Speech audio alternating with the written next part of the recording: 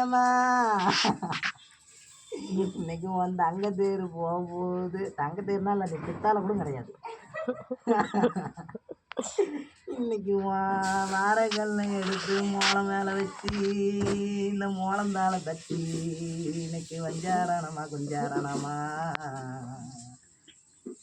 ஆமா, எல்லாத்தோட மெயின் என்ன?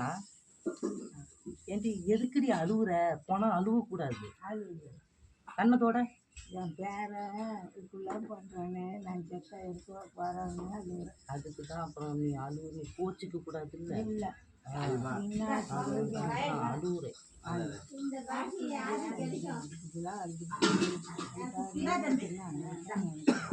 அன்னைக்கு நீ நினைக்க கூட மாட்டேன், நீ யாருமே தொட மாட்டேன், நாங்கள் தான் உன்னை தொடுவோம். நீ செத்துட்ட.